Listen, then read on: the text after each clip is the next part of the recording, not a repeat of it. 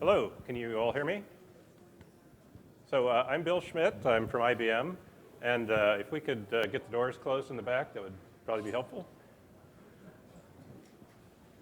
So back about 6 months ago, IBM did something strange.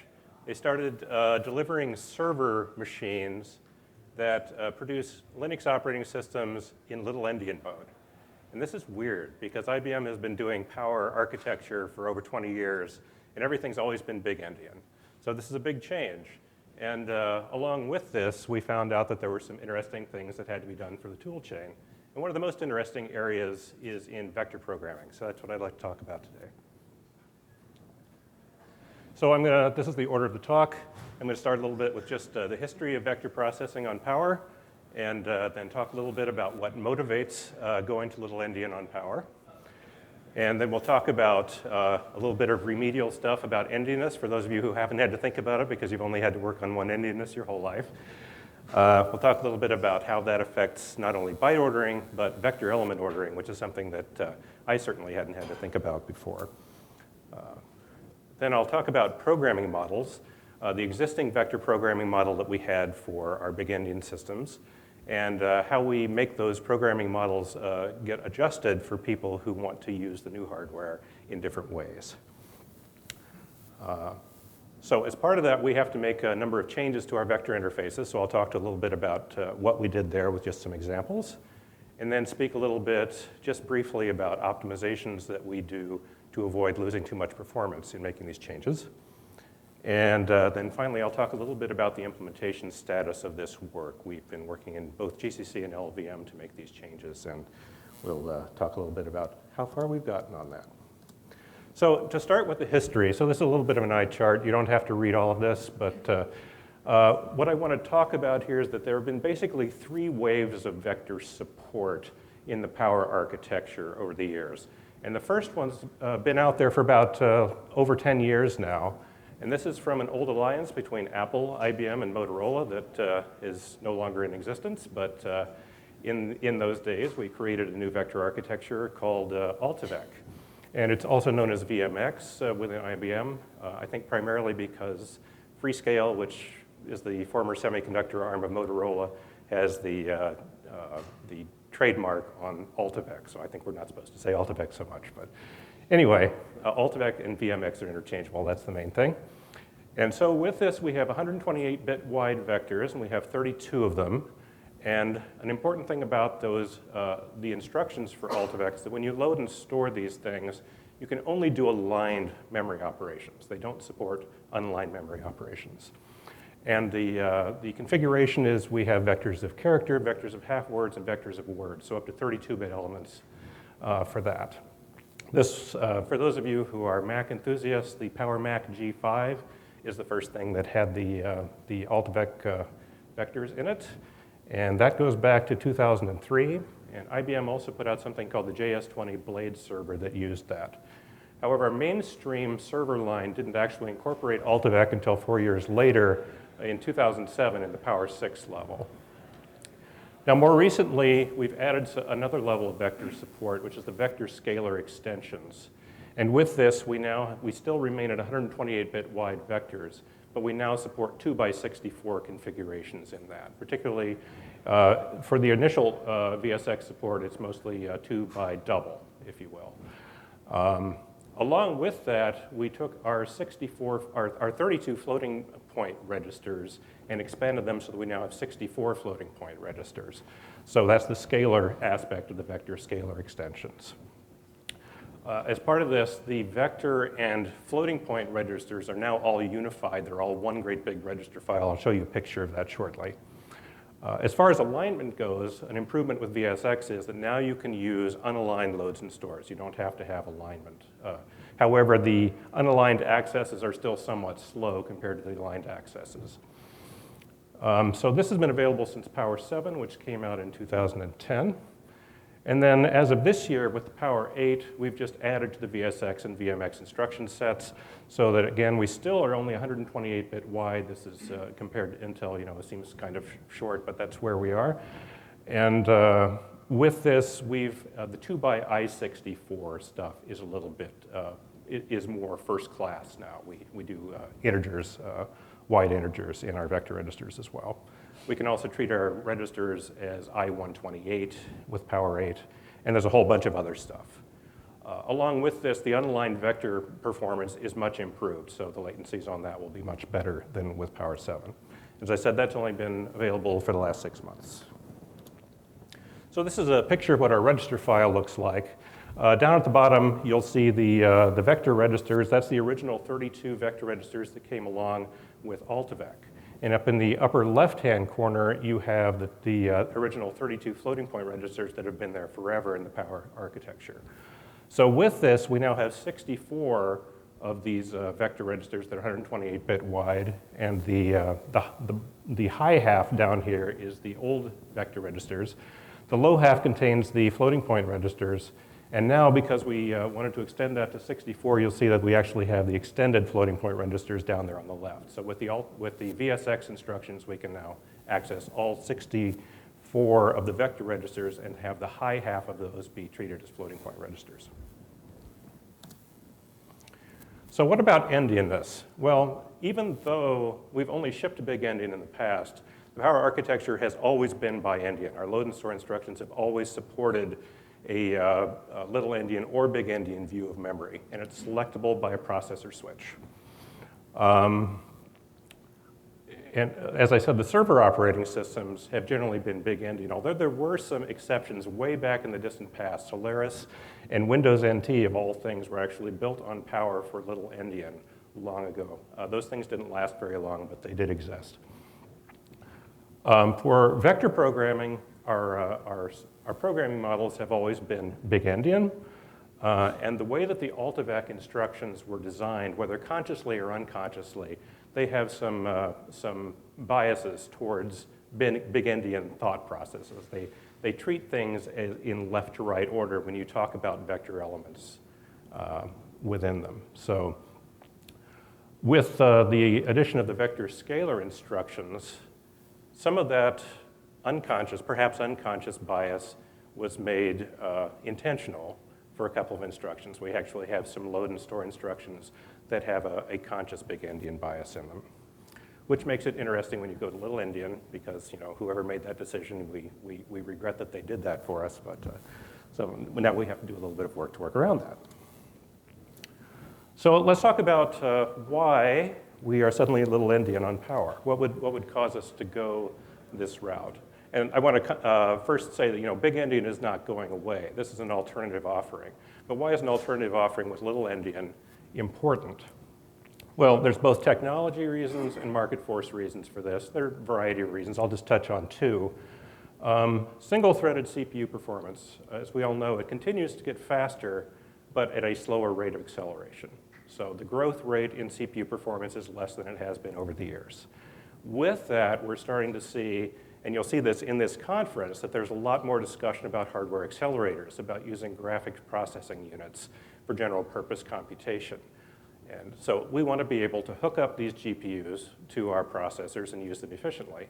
Well, the existing GPUs out there all use little-endian data layout. So if you want to talk to them via memory, you ought to have little-endian data layout as well.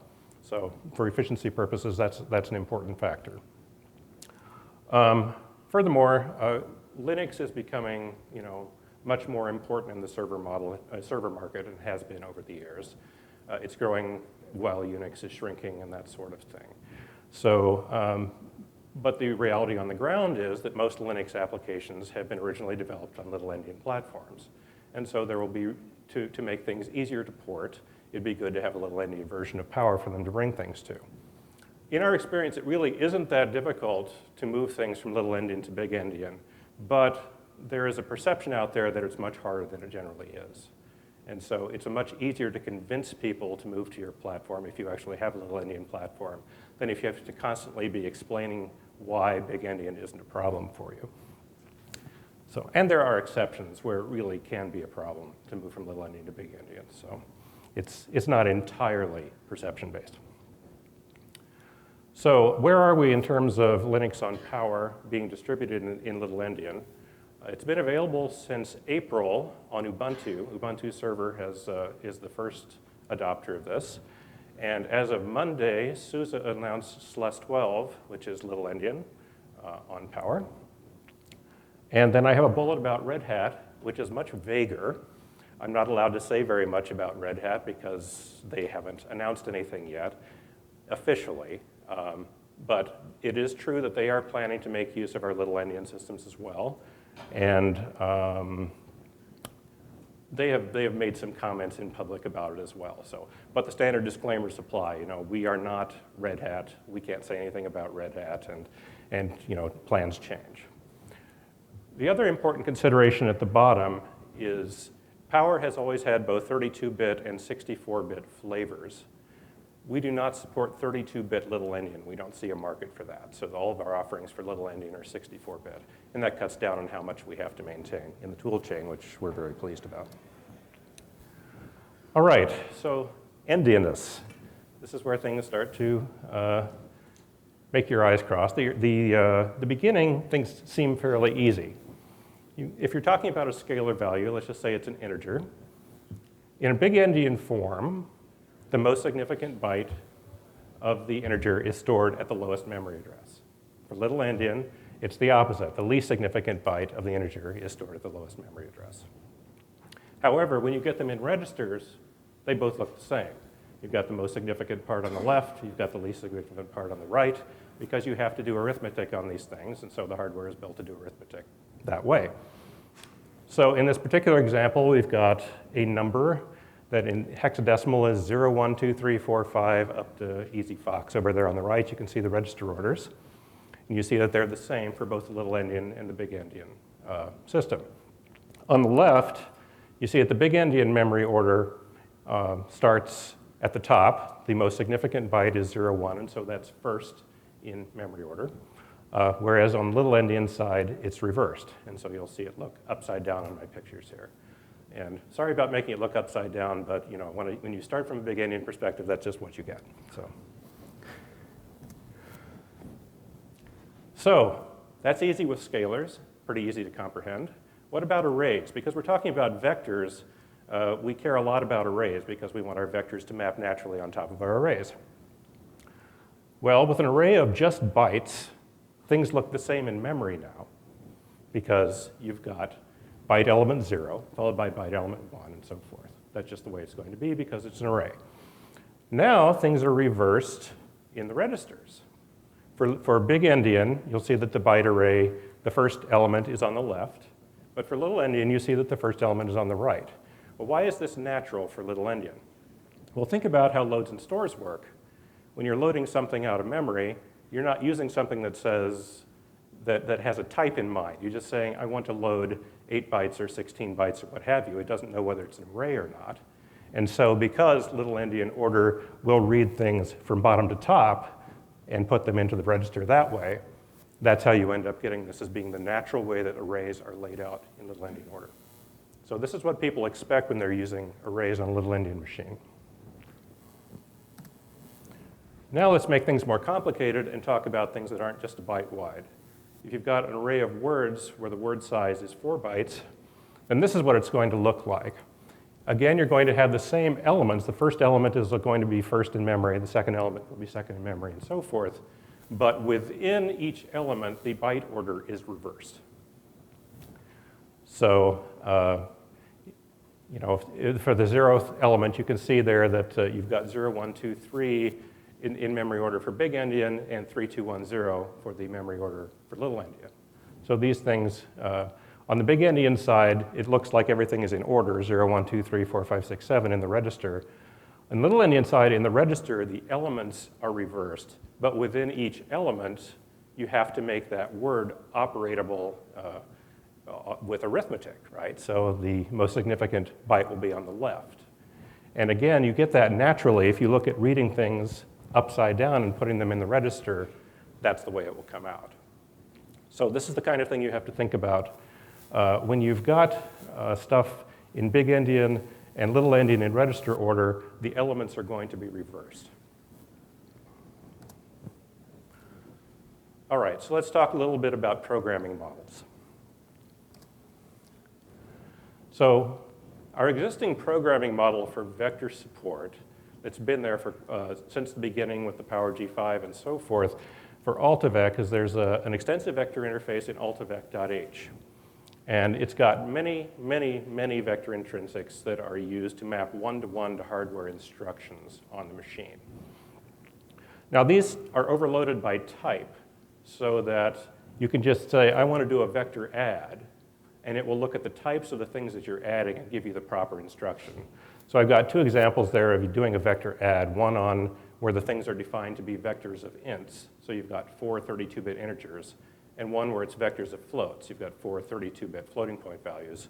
In both cases, you just need to define things to be the type you want and then just say vector add, and it will figure out which hardware instruction is meant by that. As I said, each one of these intrinsics will then map to a single VMX or VSX instruction. And these have been supported for a long time on a lot of different compilers. GCC and LLVM are two, the XL compilers that come on the AIX system. Various different platforms, Linux, AIX, FreeBSD, Darwin. These are out there in the field and have been for a long time.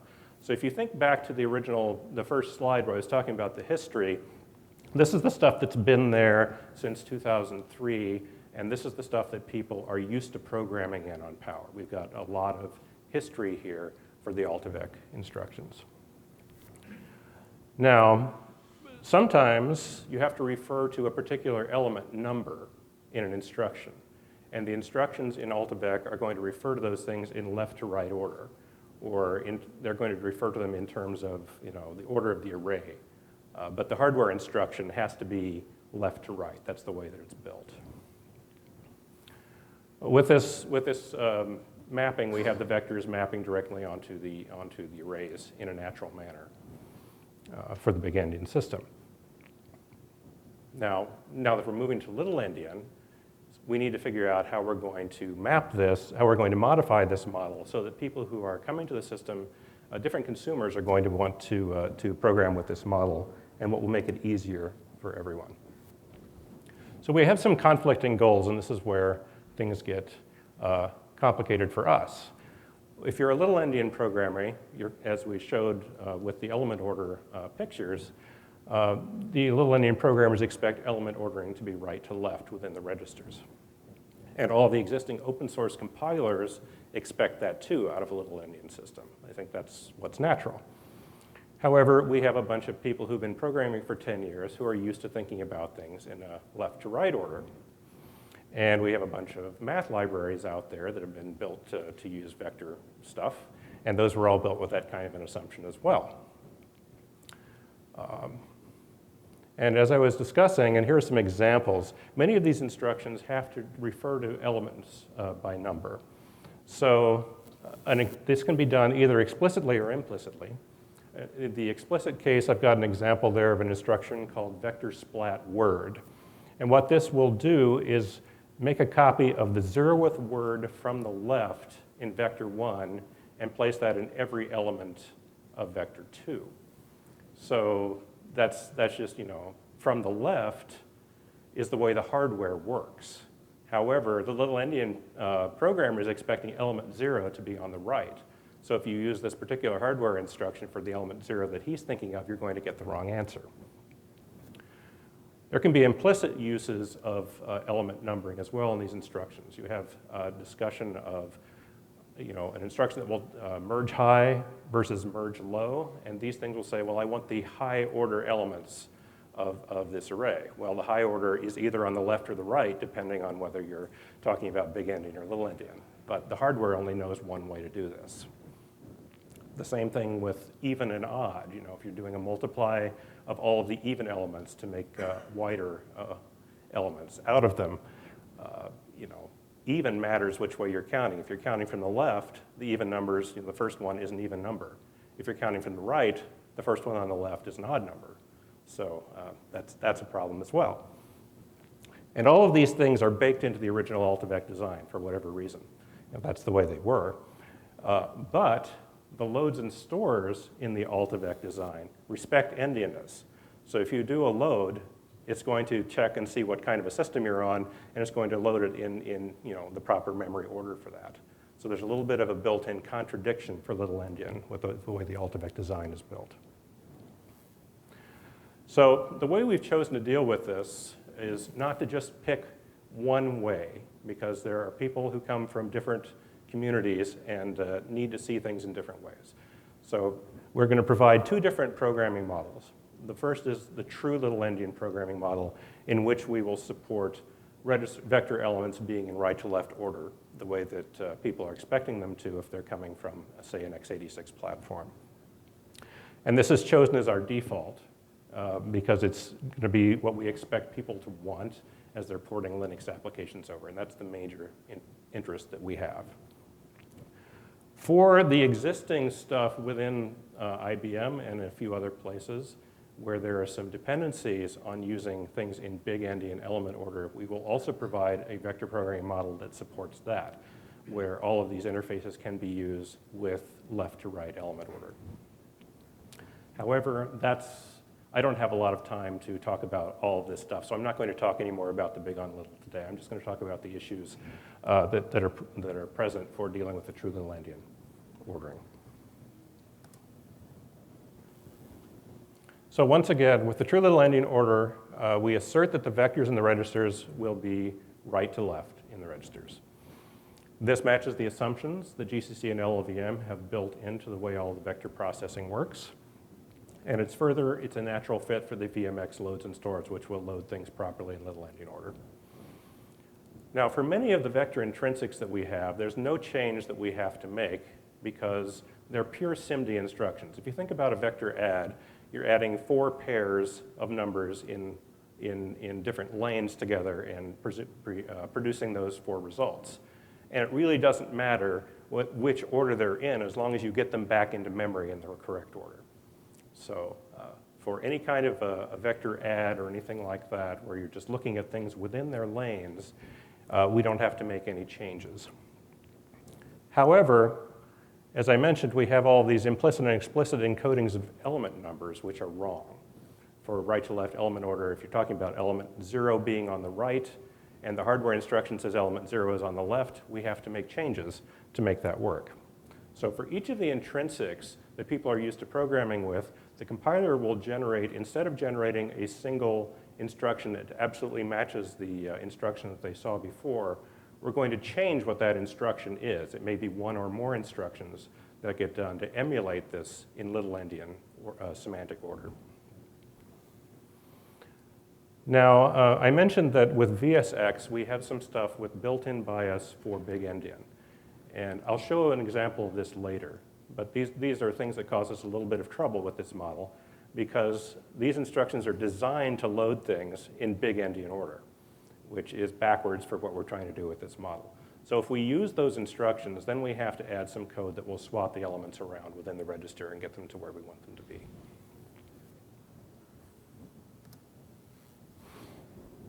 So this true LE model is appropriate, and it's useful to most of the consumers that we're interested in. If you have applications that are ported from other little-endian platforms, then you've got a straightforward mapping using the old interface to the new interface. So if you're used to programming on Intel with the SSE stuff, for example, then you'll have some instruction that refers to an element number. You can use the corresponding interface on Power, which we can tell you what that is, and use the same element number. So that should make things easier to port in that fashion. Now, if you have new applications being developed for this system, then programmers that are coming from a little-endian environment will see what they're used to. Programmers who are familiar with AltiVec.h interface don't really need to do much change to their code because we're taking care of it for them. So they don't have to think about what order things really are in the registers. They can go ahead and believe that they're left to right, but because we're taking care of everything for them under the covers, it will actually end up being in the registers in right to left order, and they won't notice. Now, for applications that are ported from big-endian power, most of those applications can also be ported without too much change. Again, as I said, we're just going to hide that from them. But for those people who have deliberately used these instructions with the biased element order, they may prefer not to use this method because we're going to go to a lot of trouble to undo what they did by placing things left to right. So for them, they may want to use a big on little endian approach. Notice that with this, the vectors will still map naturally onto the arrays. So if you're dealing with little endian element order, right to left is what you expect, and so your vectors will be what you expect them to be. Okay, so what does this mean in practice? I've been saying a lot of things abstractly, so let's get to some examples. Up here we have an instruction called vec merge h, and as I said, these are overloaded by type.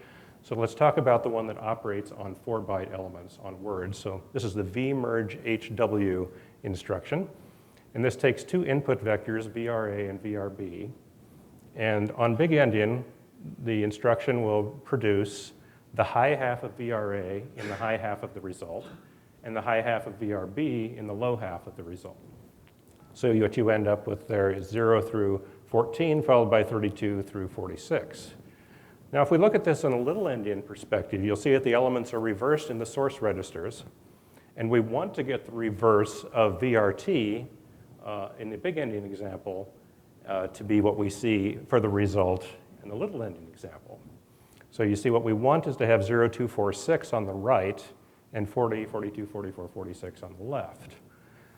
Well, in order to get that, we need to put the low order half of the second operand in the left-hand part of the result register, and the low order half of the first operand in the right-hand side. So instead of using the vector merge high instruction, we're going to emulate this with the vector merge low instructions and swap the order of the input operands. Okay?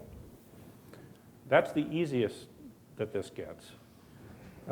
It starts to get a little bit more complicated when you talk about complicated instructions. So we're all LLVM people here, so you're familiar with the concept of a shuffle vector. The appropriate instruction for the corresponding instruction in AltiVec is vec_perm with the vperm hardware instruction. What this thing does is it takes two input vectors, VRA and VRB, they're in the middle, and those are treated as one great big double-wide vector, okay? So I've put their elements in order to make it easier to see what's going on. We've got 0 through 30 in one, and 32 through 62 in the next one. They're treated as one great big thing, indexed from the left. So they're indexed 0 through 31 from the left. Now we have a permute control vector, C, up at the top, and that's used for selecting values out of that great big double-wide vector. So if you look on the left with the blue arrow under 0, that's going to go and pick the 0th element out of that double-wide vector, which itself happens to contain 0. And then it's going to put that value down here in the result vector in the same location that the control vector came from, okay? As a second example, you can look over here at 28. There's a blue thing that says 28 is going to point down to near the end of the double-wide vector, because this would be 31 over here, right? The value in the 28th location is 56, and that's what we want to put back down here in the corresponding location where this came from, okay? So this one is kind of complicated, but how in the world are we going to emulate this for little-endian when everything needs to be backwards? This is kind of a mess, right? So bear in mind that what we have down here for our result vector has 0, 2, 4, 6 on the left, and 40, 42, 44, 46 on the right. So that's what we want to look at when I get to the next slide here. We want that to be reversed at the bottom. Now what I've done to make this a little easier to understand is reverse the order of the input vectors. So now we've got VRB on top and VRA on the bottom. And so you can see that the double-wide vector is now reversed also, because the source registers are reversed. So we need a control vector VRC prime that's going to give us that same answer given what we have for VRB and VRA. So just by construction, we can look at this and say, okay, the numbers that we need are this 8 through 11, 16 through 19, and so forth. That's just the one that will work out and get what we want.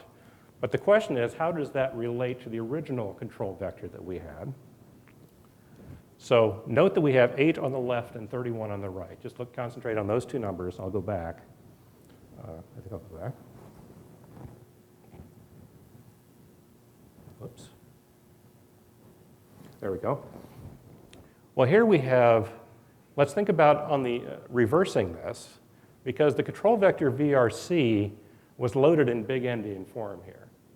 But on a little-endian machine, we're going to load it in reverse order. So that thing will be 0 on the right and 23 on the left. Whereas the number that we have that we're looking for is 8 on the right and 31 on the left. So, I'm sorry, 31 on the right and 8 on the left. So basically what we're looking for is the complement with respect to 31, okay? And because all we care about is these 5-bit fields for determining what this is, we can actually get this by just loading the control vector that we've got and doing a NOT on it. That's all you have to do. And then you get the right answer, provided that you remember to reverse the source operands. So in order to emulate this vector perm instruction, we have to do a NOT on VRC to produce VRC prime, and then produce this vector perm instruction that reverses the order of the inputs and uses the revised control vector. So this is bad, you say, because now we had one instruction to start with, and now we've got 2. So that's poor performance. But in reality, most of these control vectors are just constants that are loaded out of storage. And so we can just make this adjustment in storage and load the appropriate control vector, and we haven't actually lost anything.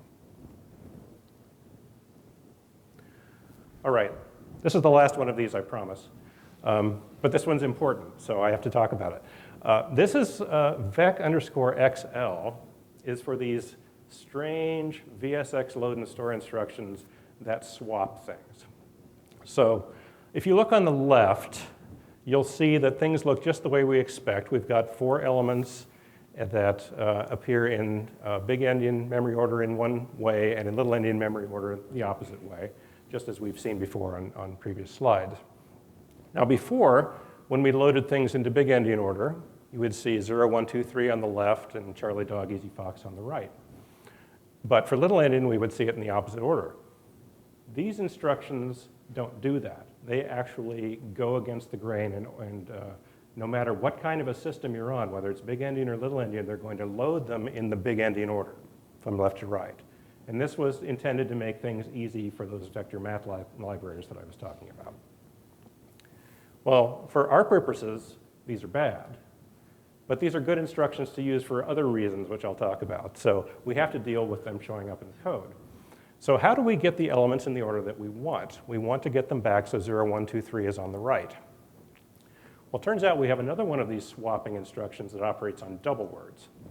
So if you look at taking the first double word from 4, 5, 6, 7, 0, 1, 2, 3, and putting that first in the register in big-endian order, and then it puts the other one in there in big-endian order, that gets us part of the way there, because now we've swapped the first 2 elements, and we've swapped the second 2 elements. So that gets us part of the way there if we use that instruction.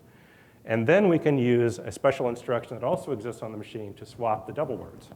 And that gets us all the way there. So now we have 2 instructions that emulate the original instruction. And this is bad, because now we have performance issues that we can't deal with quite so easily. Now we have a load instruction and a swap. And conversely, if we're doing the corresponding store, we're going to end up having to do a swap before we store it. So we're going to end up with extra instructions in the instruction stream that we really would rather not see there. Which brings us to optimization, because now we have a problem, now we have to try to fix it.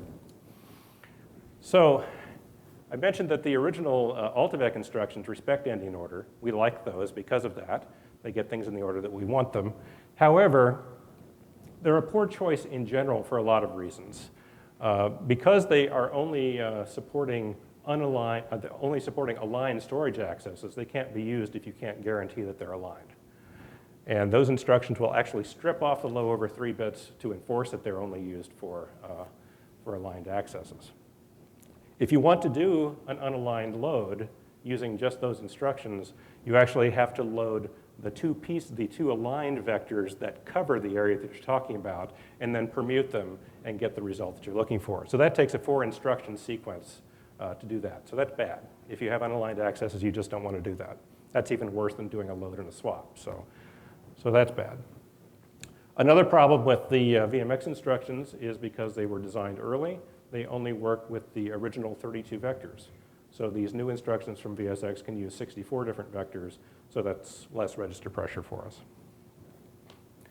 Now, if we use those VSX loads and stores that I've been talking about, these provide much better unaligned performance on Power 8, and they allow us to use 64 vector registers. So we'd love to be able to use them, but again, we now have these extra swap costs that we saw. So if we can get rid of those swaps, then our big-endian and little-endian performance are going to be the same. So how do we do swap removal? Well, there's the easy stuff, and then there's the harder stuff. So I'm being told that I need to get to the end of this, because I missed seeing the rest. So let me just talk really quickly. There's some easy things you can do to just, do peepholes. That's easy. That's not very exciting. It misses a lot of opportunities when you're dealing with loops and that sort of thing. So there are global optimizations that you can do. And what we've implemented with this is something that depends only on the existence of def use and use def chains. The general idea is you're looking for a maximal sequence of computation on which all of the values that come into the computation use swapped loads, and all the values that go out of the computation use swapped stores to put them away. So if you've got something like that, and everything that's in between doesn't care where things are in between, so if you're just doing an add, you don't care where you are, then you can pull all the swaps off of that whole computation. And this turns out to be an interesting optimization to do. It's quite easy to do. It's quite efficient. It uses union find as the most expensive thing, so it's just barely superlinear. And so I would, if anybody's interested in talking more about that, I'd be happy to do that. Really quickly, for GCC, we have implemented both the true LE and big on little models. And we have implemented this global optimization that I vaguely referred to. And it's been very effective in optimizing code with very little effort in producing this optimization. And in fact, there's no local optimization needed at this point or implemented at this point because we found that the global optimization was so effective that we didn't need to do it. For LLVM, we have implemented the true LE model just for the VMX instructions because the VSX instructions don't actually exist and aren't completely turned on yet for LLVM. So we can't do anything with that. The other thing I want to mention is that for the big on little model is not something we're going to do for little-endian, for LLVM, because we feel that that's mostly, that having it in GCC and the XL compilers is good enough, and we won't need it here. And finally, we're planning to implement this true LE for VSX as soon as we get there. So just a few links and some acknowledgments for other people I've worked with, and quickly to questions. Let's thank our speaker.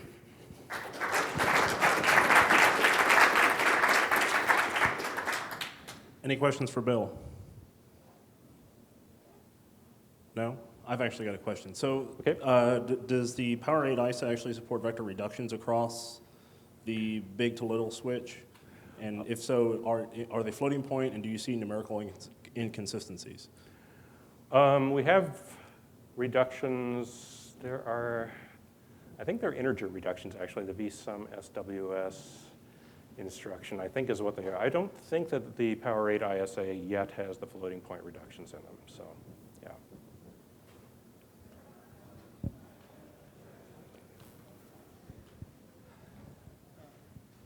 So are there any performance difference other than this swap extra instructions? That is the main one. There are a couple of other instructions where there will be performance differences, and one of them is the reductions that you referred to. Those sometimes will take 2 instructions to emulate. But in general, it's for instructions that aren't very common, so they don't show up as big issues. So this is less than 0.1% something? Yeah, it's really quite small. Okay. And even in an application that uses vectors heavily, you still have to do quite a lot of vector programming in order for it to be shown up as a huge And my second question is, in general, is there any inherent performance difference while using big-endian versus little-endian in terms of the cache trashing or whatever, cache behavior? Yeah, no, not really. As long as the cache line is bigger than the vector, is it safe to say that? Or? Well, it's pretty much comparable whether you're talking about little-endian or big-endian. You'll run into some of the same issues in terms of cache behavior and that sort of thing. The real issues come in when you're designing the hardware, you have to make some different choices on how things are built for big-endian versus little-endian. And on older versions of the hardware, the hardware engineers would say, well, it's just little-endian, we don't much care, so we'll make this really slow, we'll microcode it, we'll do all sorts of bad things. Power 8's not like that. The little-endian performance is much, much better than you would see on old machines. But there's a reason that little-endian is offered on Power 8 and not on Power 7, for example, because some of the hardware decisions that were made before little-endian came along is something we're looking at. So, thank you. So we're actually out of time for questions, but let's thank our speaker again. Thank you. Apologize for going over.